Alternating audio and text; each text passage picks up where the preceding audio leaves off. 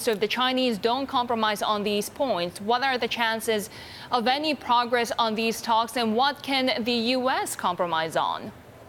Well, obviously, we're going to put forward our agenda that's going to put American interest on the table just as equally as China is going to do. And what you're seeing coming out of the administration is tough tools being deployed for the first time in decades to send the message, no more are we going to put up with unfair practices that put the American worker at a competitive disadvantage. So that's a key point, isn't it? Because the U.S. keeps saying unfair trade practices. But when we speak to the Chinese, they say they have no list from the U.S. of what they want to see other than just trade deficit talk. When Commerce Secretary Wilbur Ross says that he will leave the table if it's not satisfactory, if the talks are not satisfactory, what does that mean? What would success look like for this administration?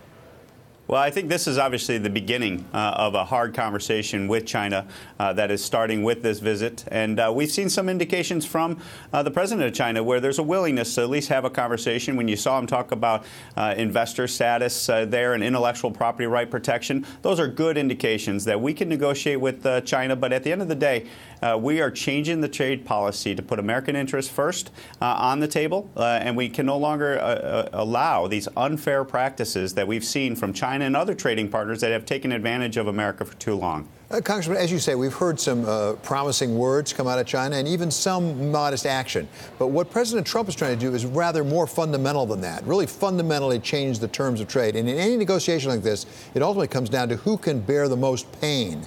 Are we sure that politically we can deal with the pain we'll have to endure the way China does? Because China has a very different system politically. Oh, absolutely. And obviously, that is a fair question. But I believe the American market is strong. Access to the American market is something that people across the world want to have access to. And at the end of the day, we recognize that we have to have access to 95% of the world's consumers living outside of America's borders. So we're willing to sit down, but we're willing to sit down in good faith. And that's the tone that is being set by this administration. And we're bringing allies into this conversation. You see Canada, you see the negotiation with Mexico, you see Argentina, and you see Australia, all coming to the table and say we want to partner with America, and the more that we can bring that type of coalition together into these negotiations, I think we'll do very fine in regards to these negotiations with China. No question, Congressman, that we have a strong economic system, a strong system of business here in the United States. But are the American people, the constituents, prepared to really endure pain? For example, the agricultural lobby.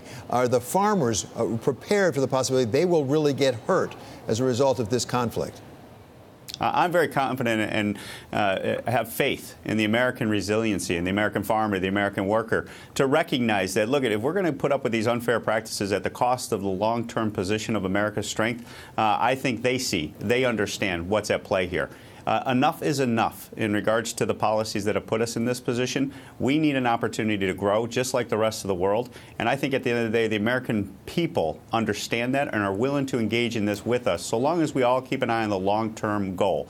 And that is to allow us to compete on an even and level playing field. Then we win. The American worker wins. The American people win. And they're willing to stand with us, I believe, in this fight as we go forward. Yeah, you talk about bringing American allies to the table, but will they be willing to come to the table when you're hitting them with steel and aluminum tariffs? Why not go after China first and then deal with allies and partners later?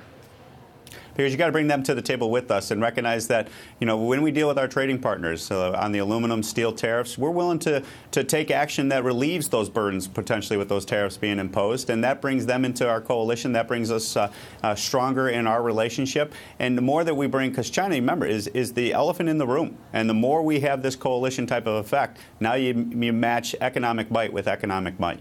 Congressman, I want to turn to taxes for a moment, because you sit on the House Ways and Means Committee, and the Republicans, of course, got this tax package through late last year, and they will be running on that in the midterm. At the same time, we're seeing not only Democrats, but now some Republicans raising some questions. We had Marco Rubio, the senator from Florida, just say, you know what, this is a really good tax package for corporations. No questions, it will make them more competitive, but it's not so good for the individual taxpayer. Is that going to really hurt Republicans if you have Republicans themselves questioning the really efficacy for the average American? Well, I heard the senator's remarks, and with all due respect to the senator, I mean, serving on the committee that wrote the tax policy for 6 years and him not being on the finance committee, but I disagree. I think he's missing the mark. When I talk to people back home, I will tell you they're seeing the benefits of tax reform, and this is about individuals as well as corporate America, but also small business America. Remember, I was one of the voices that said we have to do it for everyone. If we're going to, there was a voice in D.C. that just wanted to take care of the corporate tax reform, but we were a voice to say no. If it's good for one, it's good for all, and the benefits of tax reform do extend to corporations, small businesses, and individuals. That is the winning combination that we're seeing deployed, and what the senator indicated is something I just don't see in our district, across the state, or across the country.